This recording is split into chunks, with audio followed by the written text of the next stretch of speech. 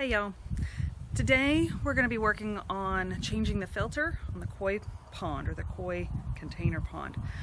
First thing I've got to do is I got the the pump out of the coctominium. This is our coctominium. It's where we keep all of our roosters when it's breeding season. It's currently not breeding season, so they're all getting to free range for a little while. They get to stay out of the cages, and I don't like keeping them in there. So for now, this is empty. If I can get in here. So the way this works normally is they have their water down here. It's a 5-gallon bucket. Filter pumps in here, not a filter. The pump is kept in here, and then it pumps the water up through the system into these waters here, and that goes all the way through all their pens so that they all have fresh water at all times. We've already taken the pump out, so but that's where it normally is. So the next thing we've got to do is get the filter that I'm using in the koi pond out, plus an aerator that I have in there that was working for keeping the water going, that keep it just moving. So that's over here. Koi pond is right here. That's it. You can see it. It's kind of small. It's just an old trough that we used. So here's the koi pond. I recently, on our trip from Nebraska, I picked up some of these planters, or just these plain old plastic pots here. These were in some smaller pots, and I replanted them into bigger pots. The things that they're in, so I gotta cut this off at some point. These are deck planters that you would hang off of the railing of a deck. And so I put them in here to hang inside. Since these plants need to have their roots and everything in water, they're able to stay in the water, but they're not supposed to be submerged. So they're in here. Right now inside, I don't know that you can see it, there's a cinder block in there, and that works as a cave. It gives the fish some place to get into out of the sun. The minnows that are in here really enjoy this, because minnows will lay their eggs on the roof of a cave or overhang in a pond, or whatever their natural, a lake.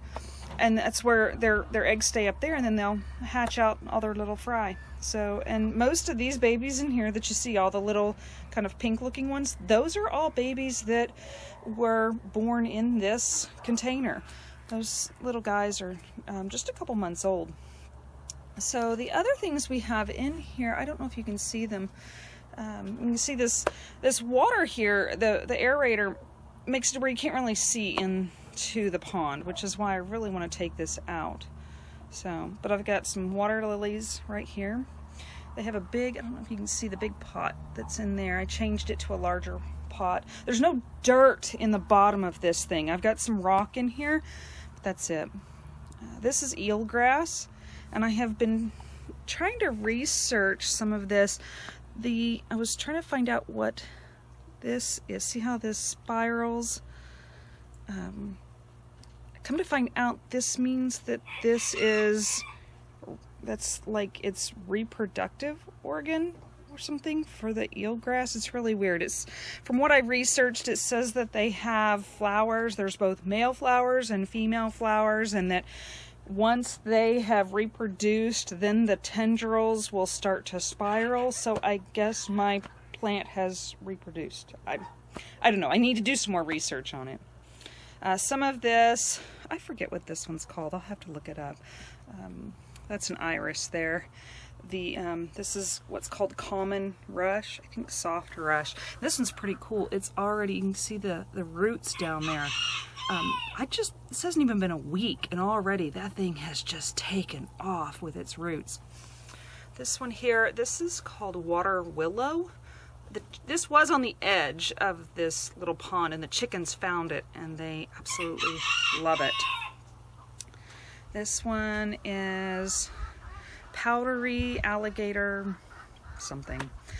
This is a new plant that has grown, this little bitty one, since I have gotten this back in, gosh, what did I get it, June maybe?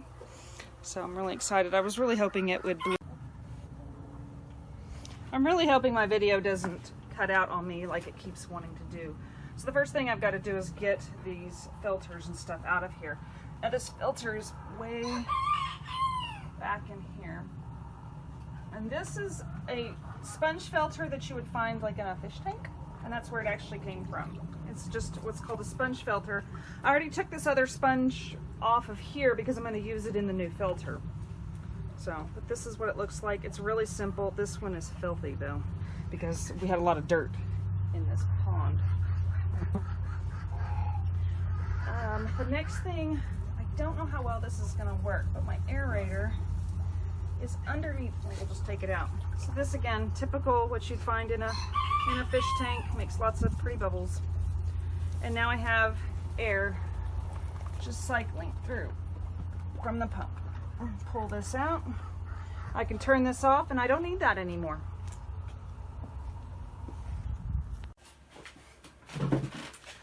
Okay, so now what I've got are the parts that are going to be going into the koi pond. This here is our new filter. Inside of it, it has the braided top, so all the water will come in through here and get filtered through a thicker kind of media. And then this is a finer piece. And then inside we have what are called bio balls.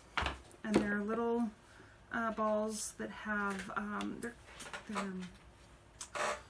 got little plastic kind of bars on them. Anyway, what this does is this holds bacteria, good bacteria, beneficial bacteria, for promoting a good, healthy, usually tank or pond. I mean, that's basically what this is just a giant fish tank. So this is the pump that I took off of the water supply for the coctominium.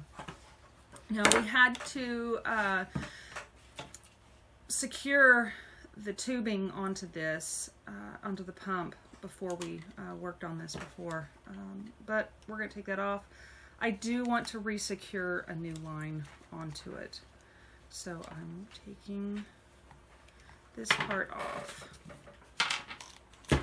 Oh, and the whole thing. So the way this comes off, it's adjustable for all different types of tubing and things like that. So this is going back in there. I have a huge box of new tubing. We need our plastic on. Alright, we're sticking on the new tubing. I forget what the gallons per minute or gallons per hour, GPH, this is, but it should work for this pond. Alright, so securing this, because I definitely don't want this to fall off.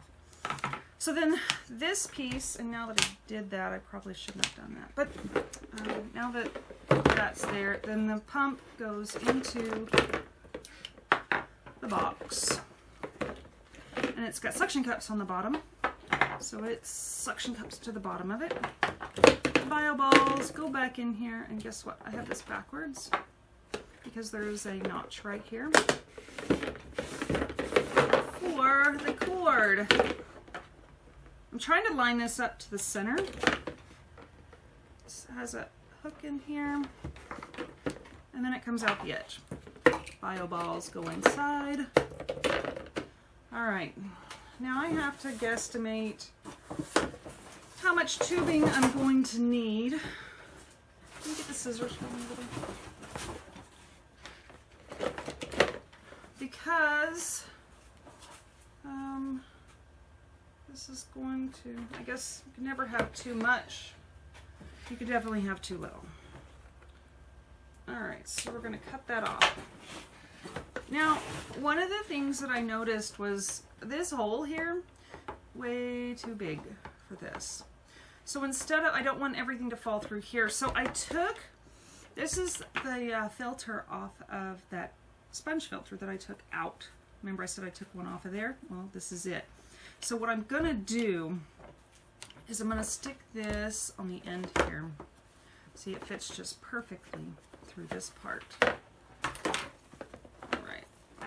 This is like wrestling a snake. So, stay in there. All right.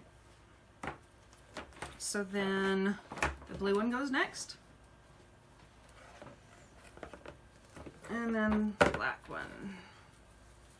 I'll show you how this works. All right. So this is going to go in through here. And I'm going to shove this smaller filter piece through this bigger hole. And this will keep baby fish from getting in here and getting caught in that pump for the filter. And then this will go back into here, like so. Then my lid goes back on, and this just snaps into place. You know what? We're gonna, we won't shove that through there. This just snaps into place. Voila! Filter's ready to go into the pond. It'll just get plugged in. Again, I don't know how much our GPH is.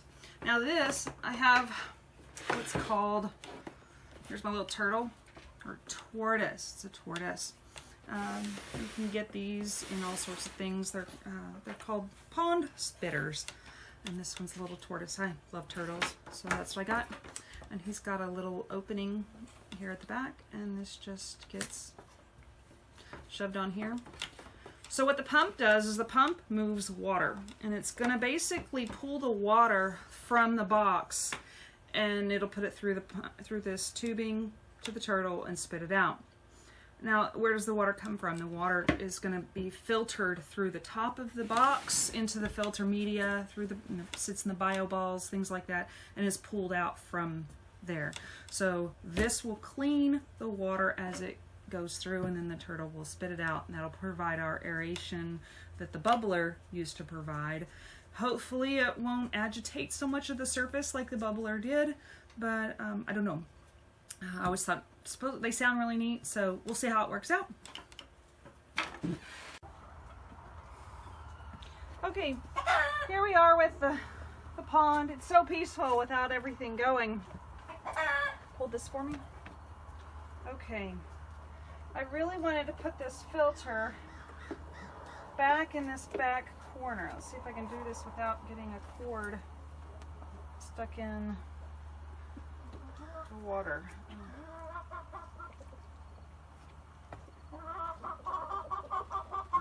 Let's go way back here.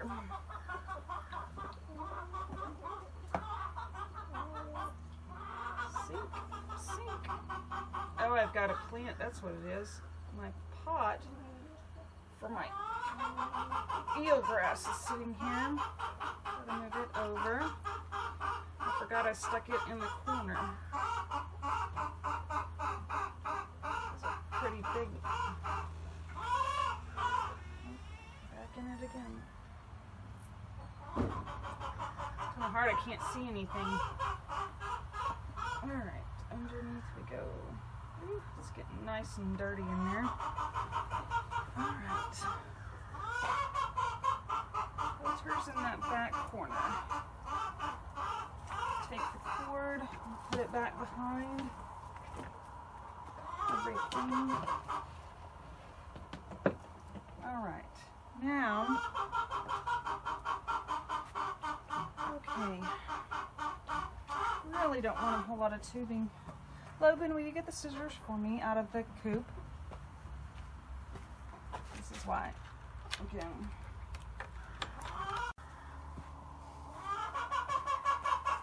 Okay, we've got our turtle where I want him. I've got my tubing around where I want it, so now I've got to cut my length of tubing. I bought a huge box of this stuff just for projects like this. All right, stick our tubing back into the turtle. He's gonna sit here. Hopefully he doesn't spit too far. And then we power on.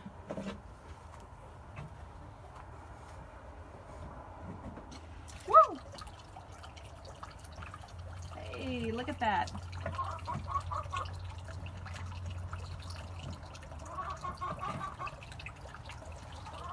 Now it sounds like a normal pond. How cool is that? I need to adjust my plant back to where I wanted it. Not that you can see it, but there we go. That is our pond. Koi pond again. Pretty cool. So now I know it's getting filtered properly. Doesn't everybody want one of those in their backyard? Or a chicken coop? In the house, we have 3 more fish tanks. This is where the minnows started their life, was in here. They were in here to cycle this tank so that we could put fish in it. These here are female betas. This is what's called a sorority. This here's a 10-gallon tank.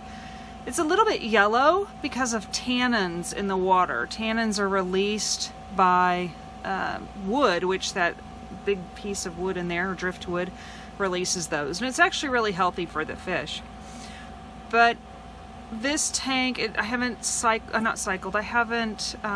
tested it for a few months. And some of my plants are starting to melt or die off. So I really need to do a test on it. This one here is a 5-gallon tank. It has 1 male beta, a Cory catfish, and 1 baby molly. The male molly is in the 10-gallon tank with the females betas. But as you can see, this tank, I'm having a really bad algae problem. Obviously I can just clean the outside, which will be fine, but if you look in here, you'll see that wavy, this is really bad. Like I said, we were gone for a week and I didn't get to clean the tank, but see that wavy algae? That's called hair algae. And I have been struggling with this tank and hair algae for quite some time. So a lot of times that usually means there's too much nutrients in the water. My ammonia or nitrates may be a little too high. So I may need to do a 50% water change on this tank. So what I'm going to do today is I'm going to do some water testing for both of these tanks and show you kind of what those results are. In order to get water from these tanks to put in these test tubes, I use a syringe. I have a bunch of these because we do a lot of stuff with the animals, so I just don't have a needle on the end. So I just dip this in the water and then fill it up. From here, we're going to put it in here and fill it up to that little white line. Like that. And I'll do all the rest of these that way as well. Okay, so here's all my test tubes with all the water in it already from 3 different tanks. We have 3 different ones here inside the house. I'm going to be testing ammonia, nitrates, and nitrites. What I'm using is the API Master Freshwater Master Test Kit. It's been a while since I've done this test, so I kind of have to read through some of the directions as I go along. But they also have a pH test in this thing, which I'm not doing. So the first one, there's 2 bottles that go to the ammonia. This one you have to add 8 drops to the first vial. So 1, 2, 3, 4, 5, 6, 7, 8. 1, 2, 3, 4, 5, 6, 7, 8. 1, 2, 3, 4, 5, 6, 7, 6, 7, 8. 2, 3, 4, 5, 6, 7, 8. 1, 2, 3, 4, 5, 6, 7, 8. You can see it was, they both go in kind of a clear color, and as they start to react with the actual water, they turn yellow. So I mix these up. And you want it to be a really pale yellow. The brighter the yellow, the worse it is. What is it? ammonia. Oh, it goes to green. It'll turn green if it's really heavy with ammonia. So yellow is good, green is bad. So far, in a lot of these you have to wait about 2 to 5 minutes for this stuff to work. So the next one is the nitrate. Nitrates have, let's see, solution 1, you have to add 10 drops to each one. And this comes out yellow first. So 1, 2, 6.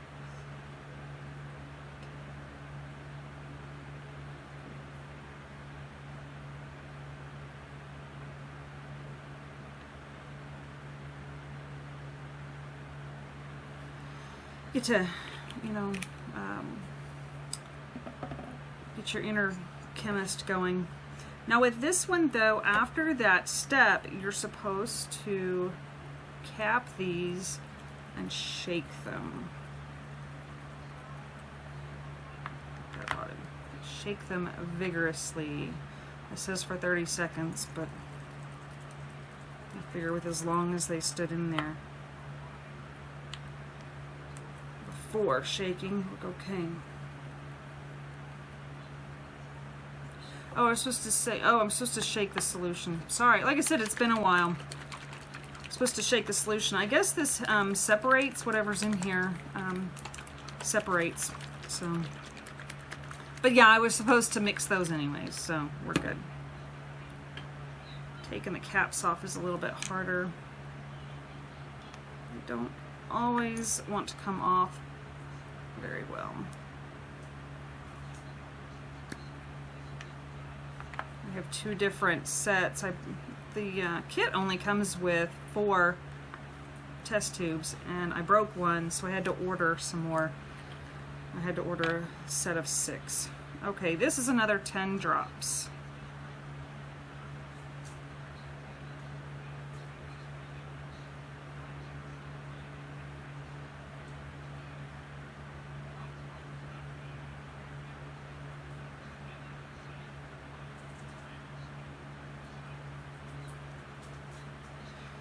All right, so this one will be, it should be blue. No, this is nitrates. Nitrates should be yellow. Ooh, if they turn orange to red, that's not so great. Nitrites I missed. Y'all are gonna switch. Switching these because of the way they're listed in my book, or in the results for the end. So looks like I am pretty much really needing some water changes to be done. They're really high. Actually, that one's not too bad. Let's see. Nitrites.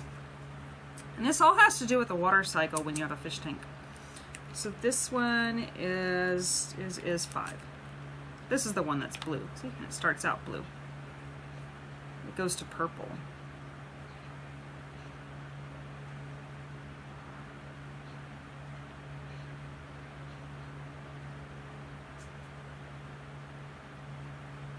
All right, 5 of each of those. So you want blue, you don't want purple. And like I said, a lot of these, the test results, it takes a few minutes for them to come in. Usually I'll do this backwards. I might want the lid on this one before I shake it.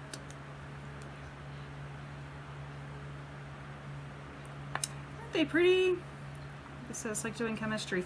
They all look almost the same. I'm going to take this little cover here so you can see this. So the back of this book, it has your test results and how to read them. So let's see, we'll go with that 10-gallon tank. This is the ammonia in that tank. And I don't know if you can see this or not. There you go. So you can see it's okay. We're in the yellow. We're not green at all. So that one's good. The 5-gallon tank, it looks like this. So ammonia, again, ammonia is good.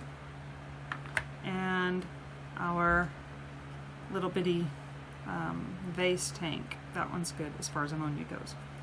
Okay, so we're moving on to, let's do nitrites. This is the one we just did. And again, on these you can see they're really beautiful blue color. What this also tells me, or tells you when you do your tank, when you do your testing, that these tanks are cycled. If they were not cycled, I would have green or purple in, like this one would probably be purple or magenta color. They're really pretty actually, but that's what colors they would be.